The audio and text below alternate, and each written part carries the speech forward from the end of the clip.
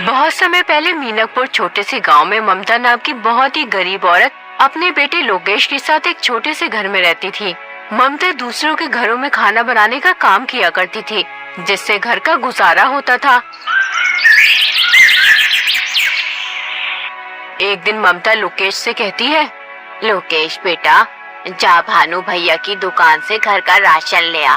अगर वो पैसे मांगे तो कह देना कि पैसे अगले महीने दे देंगे। ठीक है माँ, मैं अभी राशन ले आता हूँ।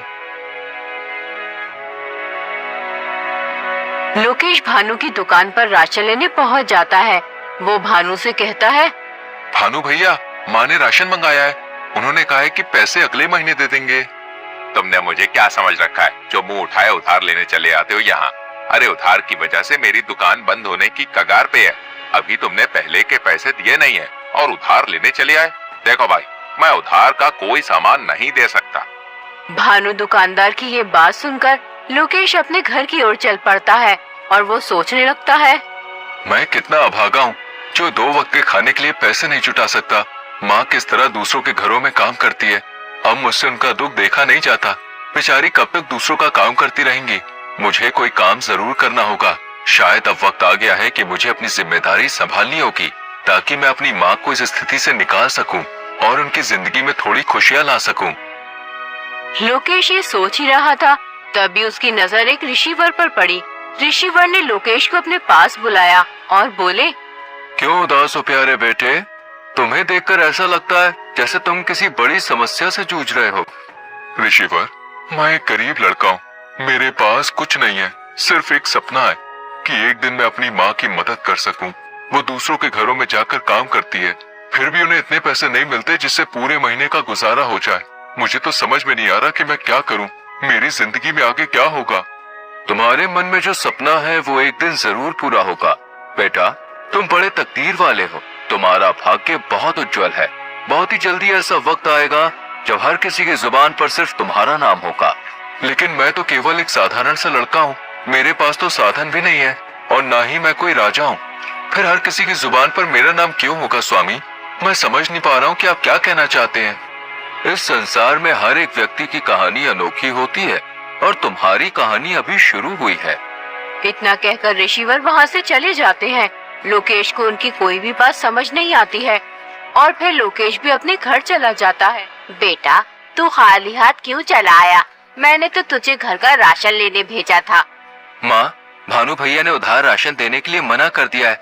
वो कह रहे थे कि मैं तुम्हें और उधारी नहीं दे सकता। तुम्हारे ऊपर पहले के ही बहुत पैसे हैं। कोई बात नहीं बेटा, मैं आज मालकिन से पैसे लेकर आऊंगी। तू भानु का हिसाब कराना। जा तू खाना खा ले। माँ, मैं खाना बाद में खाऊंगा। आप पहले मुझे एक बात बताओ। जब मैं रास्ते में आ रहा था तो मुझे एक ऋषिवर मिले थे। वो कह रहे थे कि मैं बहुत तकदीर वाला हूँ। कुछ ही दिनों में हर किसी की जुबान पर मेरा ही नाम होगा। मैं तो उनकी बात समझ ही नहीं पाया। अगर तुम्हें कुछ समझ में आया हो तो तुम मुझे बताओ माँ। क्या सच में उन्होंने ऐसा कहा? हाँ माँ, उन्होंने ऐसा ही कहा।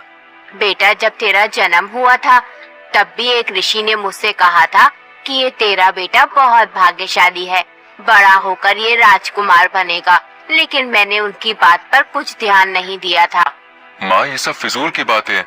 भला एक गरीब माँ का बेटा राजकुमार कैसे बन सकता है? राजकुमार तो राजा का बेटा बनता है। तुम सही कहते हो लोकेश, लेकिन कभी कभी ये भविष्यवाणी सच भी हो जाती है। मैंने खुद अपनी आंखों से भविष्यवाणियों को सच होते हुए देखा है। हमारे गांव में सुनीता नाम की एक औरत ने एक बेटी और बेटे को जन्म दिया था। उन बच्चों की खुशी में उस औरत के पति महेंद्र ने आसपास के सभी गांवों में दावत की थी। वो औरत भविष्यवाणी में बहुत विश्वास करती थी, इसलिए उसने अपने बच्चों का भविष्य पूछने के लिए एक ऋषि को बुलाया। उस ऋषि ने उससे कहा, मैं तुम्हें इन बच्चों का भविष्य नहीं बता सकता और तुम्हारे लिए भी यही बेहतर होगा कि तुम कभी भी इन बच्चों का भविष्य जानने की कोशिश मत करना, वरना तुम्हारा ये खुशहाल जीवन पल भर में दुख में बदल जाएगा। लेकिन ऋषिवर, ऐसा क्या है इन बच्चों के भविष्य में जो आप हमें बताना नहीं चाहते? हमने तो ऐसा कोई पाप नहीं किया है जिसकी सजा इन बच्चों को मिले। कितनी दुआओं के बाद ईश्वर ने हमें ये 2 जुड़वा बच्चे दिए हैं। कृपया करके आप मुझे बताएं, इन बच्चों के भविष्य में क्या लिखा है? ठीक है, अगर तुम अपने बच्चों का भविष्य जानना चाहती हो तो सुनो, तुम्हारा ये बेटा बड़ा होकर अपनी जुड़वा बहन से शादी करेगा। ऋषि की ये बात सुनकर सुनीता के होश उड़ गए। ऐसा कैसे हो सकता है ऋषिवर? भला एक भाई अपनी बहन से कैसे शादी कर सकता है? मैं ये भविष्यवाणी नहीं मानता। तुम झूठ बोल रहे हो। मैं आपकी बातों पर विश्वास नहीं कर सकता। अगर बेटा तुम्हें मेरी बातों पर विश्वास नहीं तो कोई बात नहीं, जब समय आएगा तो तुम सब खुद देख लोगे। इतना कहकर ऋषिवर वहाँ से चले जाते हैं।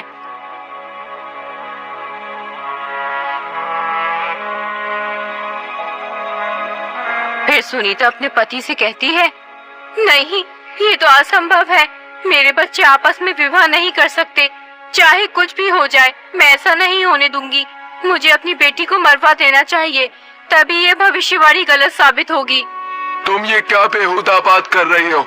उस आदमी की बातों में आकर तुम इस मासूम की जान लेना चाहती हो? कितने वर्षों बाद ईश्वर ने हमें औलाद का सुख दिया और तुम कह रही हो कि हम इस मासूम बच्ची को मरवा दें? मैं ऐसा नहीं करना चाहती, लेकिन हमें इन भविष्यवाणियों को हल्के में नहीं लेना चाहिए, क्योंकि ये भविष्यवाणियाँ मेरे जीवन में एक महत्वपूर्ण भूमिका निभाती आई है। कई बार ऐसा हुआ है जब मैंने इनकी अनदेखी की है तो मुझे इसका नुकसान उठाना पड़ा। हमें इन भविष्यवाणियों को गंभीरता से लेना चाहिए, क्योंकि ये सिर्फ शब्द नहीं है बल्कि हमारे भविष्य के संकेत हैं। इसलिए इस भविष्यवाणी को नजरअंदाज करना हमारे लिए सही नहीं होगा। देखो सुनीता, हमें समझदारी से सोच समझकर ही कोई कदम उठाना चाहिए। बताओ, अब हमें क्या करना होगा? तुम इस बच्चे को कहीं दूर ले जाकर मार दो। हमें ना चाहते हुए भी ऐसा करना ही होगा। इसी में हमारी भलाई है। अगर भविष्यवाणी सच हो गई तो अनर्थ हो जाएगा। ठीक है, जो आज तक किसी ने नहीं किया वो मैं करूँगा। अपने ही हाथों से अपनी बच्ची की जान लूंगा।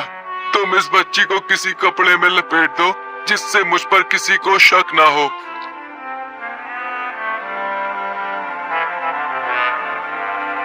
वो आदमी उस बच्ची को एक ऊंची पहाड़ी पर ले जाता है और फिर उसे पहाड़ी से नीचे फेंक देता है, लेकिन वो बच्ची किसी तरह बच जाती है।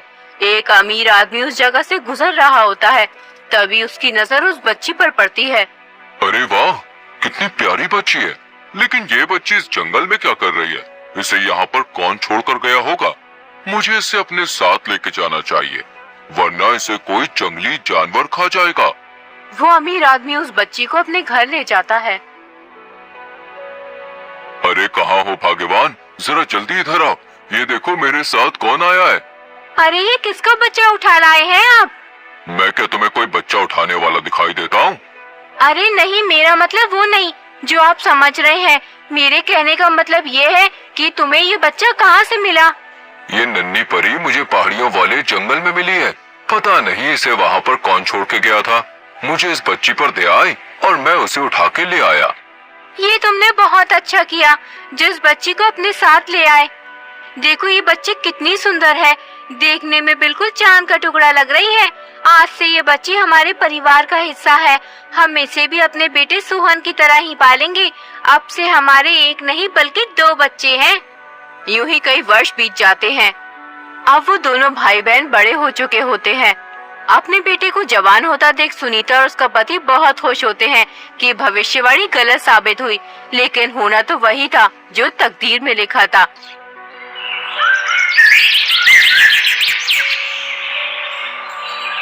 एक दिन सुनीता का लड़का किसी काम से बाहर कहीं दूर जा रहा होता है।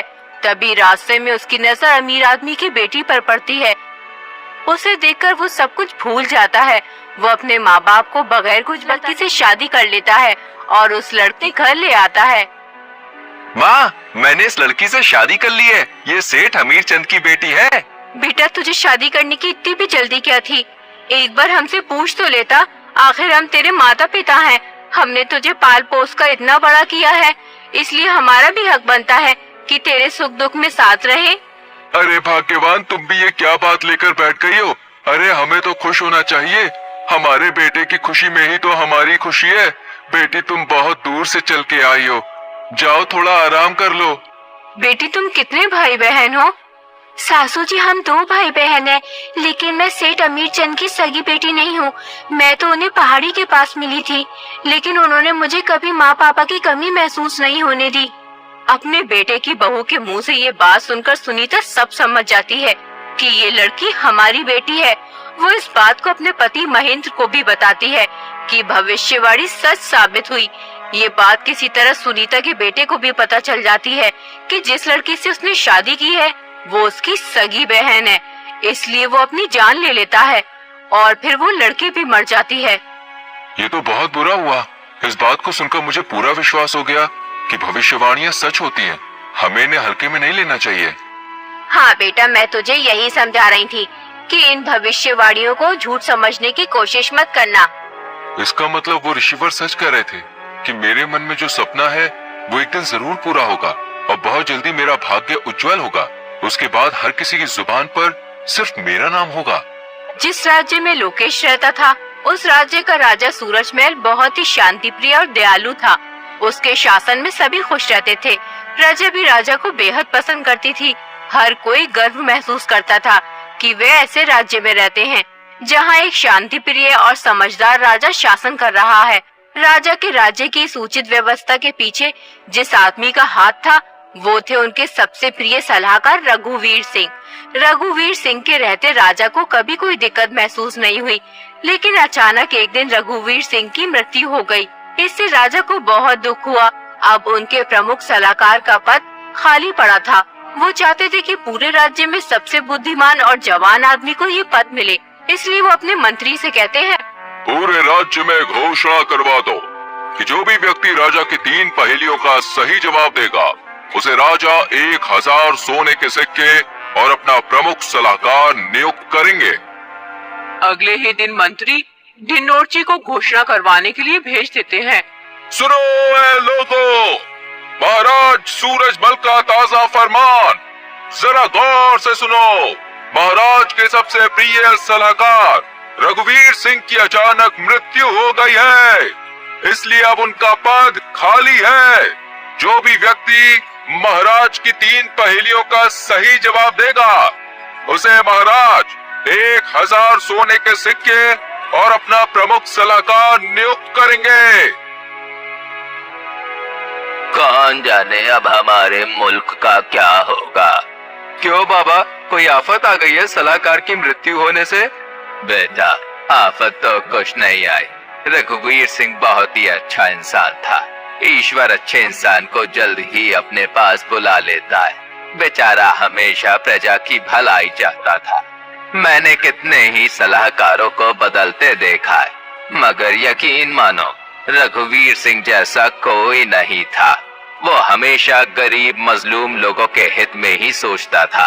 पता नहीं अब राजा का नया सलाहकार कौन बनेगा जो हम जैसे गरीबों के बारे में सोचेगा।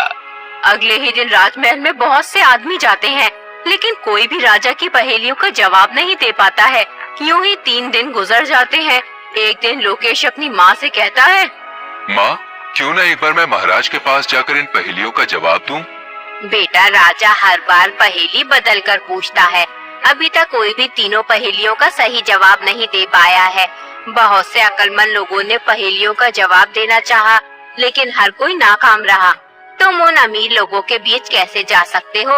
वहाँ बहुत ही तजुर्बेकार और होशियार लोग आए हुए हैं।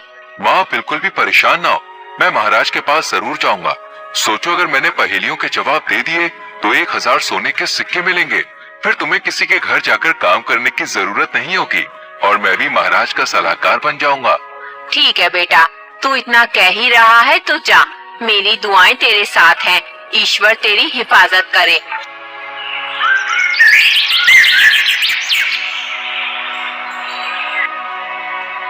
अगले दिन लोकेश राजमहल पहुंच जाता है। महाराज उससे पूछते हैं, तुम यहाँ किस लिए आए हो? महाराज, मैं यहाँ आपकी पहेलियों का जवाब देने आया हूँ। अभी तक कोई भी मेरी पहेलियों का जवाब दे नहीं पाया। तुम समझदार लगते हो, जवान भी हो, शायद तुम मेरी पहेलियों का जवाब दे सकते हो। जैसा कि तुम शर्त जानते ही हो, जो भी पहेलियों का सही जवाब देगा वो मेरा सलाहकार बनेगा और उसे इनाम में 1000 सोने के सिक्के दिए जाएंगे। ठीक है महाराज, मैं आपकी पहेलियों का जवाब देने के लिए तैयार हूँ। तो बताओ, तुम्हारे अनुसार सबसे बड़ा धन क्या है? महाराज, सबसे बड़ा धन संतोष है। जब मन शांत होता है तो इंसान सबसे अमीर होता है। बहुत खूब। अब दूसरे सवाल का जवाब दो। जीवन में सबसे बड़ा ज्ञान क्या है? महाराज, जीवन में सबसे बड़ा ज्ञान ये है कि खुद को जानना और समझना। जब हम अपने आप को पहचानते हैं तब हम दूसरों को भी समझ पाते हैं। सही उत्तर। अब तीसरा और आखिरी सवाल, सच्ची मित्रता का अर्थ क्या है? महाराज, सच्ची मित्रता वो है जब एक मित्र दूसरे की खुशियों में खुश और दुखों में दुखी होता है, बिना किसी स्वार्थ के। बहुत अच्छे, तुमने तीनों सवालों के सही जवाब दिए हैं। तुम वाकई में बुद्धिमान हो। आज से तुम मेरे सलाहकार हो। मंत्री, इसे 1000 सोने के सिक्के दे दिए जाए। कल से तुम अपना पद संभालोगे। लोकेश 1000 सोने के सिक्के लेकर अपने घर चला जाता है। लोकेश को देखकर ममता बहुत खुश होती है। वो लोकेश से कहती है, बेटा, जब से तू गया है तब से ही मैं तेरे लिए दुआ कर रही थी कि तू कामयाब हो, और ईश्वर ने मेरी दुआ सुन ली। अब हमारी सारी मुसीबतें दूर हो जाएंगी। हाँ माँ, अब तुम्हें किसी भी चीज की चिंता करने की जरूरत नहीं है। आज से तुम्हें दूसरों के घरों पे जाकर काम करने की भी कोई जरूरत नहीं है। बेटा, मेरी पूरी जिंदगी दुख और तकलीफों में कट गई। आज सालों बाद तूने मुझे ये खुशी दिखाई है। अगर आज तेरे पिताजी जिंदा होते तो बहुत खुश होते। पूरे राज्य में ये बात फैल जाती है कि ममता का बेटा राजा का सलाहकार बन गया है। सब बहुत खुश होते हैं क्योंकि लोकेश बहुत ही समझदार और नेक लड़का था। एक दिन लोकेश महल से अपने घर जा रहा होता है। तभी रास्ते में दो भाई एक घोड़ी के बच्चे के ऊपर झगड़ते हुए दिखाई देते हैं। लोकेश उनके पास जाकर बोला, आखिर तुम दोनों लड़के रहे हो? जिस आदमी को तुम मेरे सामने खड़ा देख रहे हो, ये मेरा बड़ा भाई है। ये एक नंबर का झगड़ालू इंसान है। ईश्वर इसे गारत करे। हमारे पिताजी जो भी छोड़कर मरे थे, हमने उसे आपस में बांट लिया। मेरे हिस्से में घोड़ी आई थी, उस घोड़ी ने एक बच्चा दिया। ये बेईमान इंसान उस घोड़ी के बच्चे को अपना बता रहा है।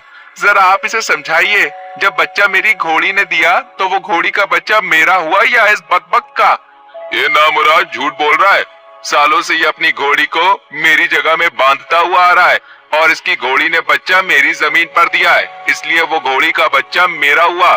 जो चीज जिसकी जमीन पर पैदा होती है वो उसी की हो जाती है।